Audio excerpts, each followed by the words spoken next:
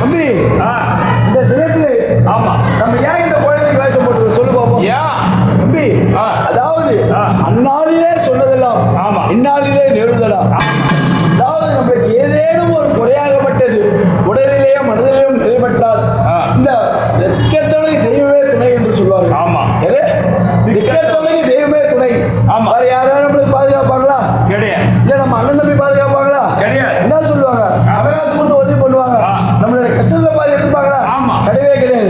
இந்த திக்கத்தொழுகை யார் துணை? இந்த தெய்வமே துணை. துணை இந்த குடும்பத்தாருக்கு யார் துணை? யாரு? பேச்சாயும் இந்த பாவாடராயா தான் துணை. எப்பா பாவாடராயா, என்னுடைய குழந்தைக்கு இப்படி இருக்குது, அடிக்கடி இந்த குழந்தைக்கு சுரமாகப்பட்டு வருது, என்னன்னு தெரியல, ஏதுன்னு தெரியல, ஏன்னா வளரும் புள்ள வாழும் புள்ள. அதுக்காக இன்னிலிருந்து வருடத்தை வராதபடி உங்களுக்கு என்னைக்கெல்லாம் விழா எடுக்கிறோமோ அன்னைக்கெல்லாம் என்னோட என்னால முடிஞ்சது ஏதோ ஒரு பூசையை போட்டு ஒரு சுத்தி வந்து இந்த பிள்ளைய உனக்காக நான் உருப்பறிக்கிறேன்.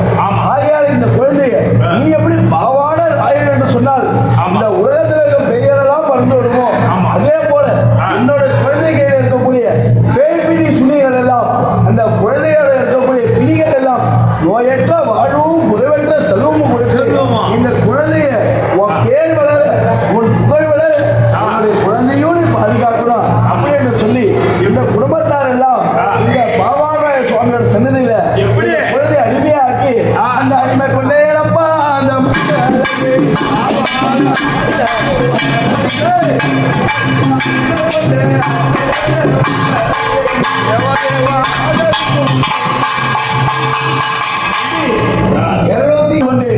பாவாடை எப்படி வர தெரியுமா? அந்த மாதிரி எப்படி அது வெள்ளா கூதியிலேயே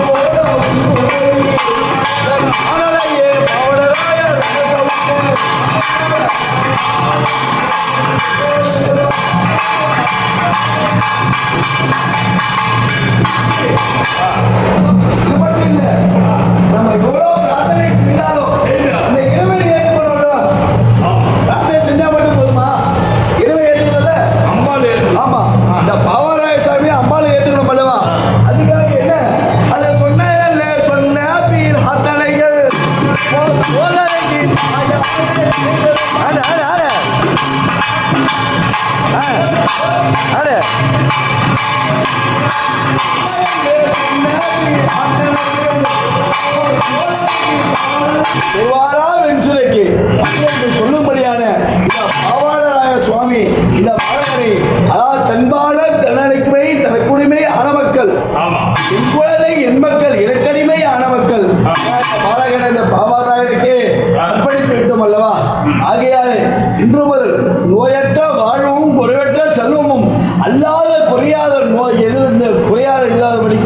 இந்த பாவாடியை ஈஸ்வரனே பாருமையா.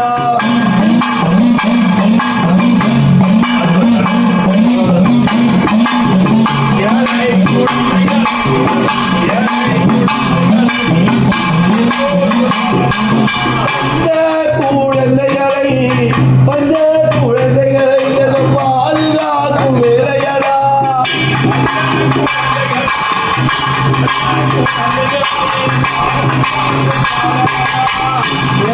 குழந்தைகளை குழந்தைகளை அந்த ஈஸ்வரனே பாருமாடா.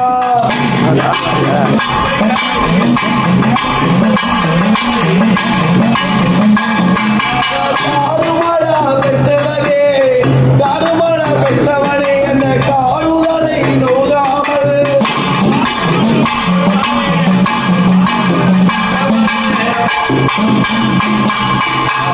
காப்பது கடமை காப்பது கடமை.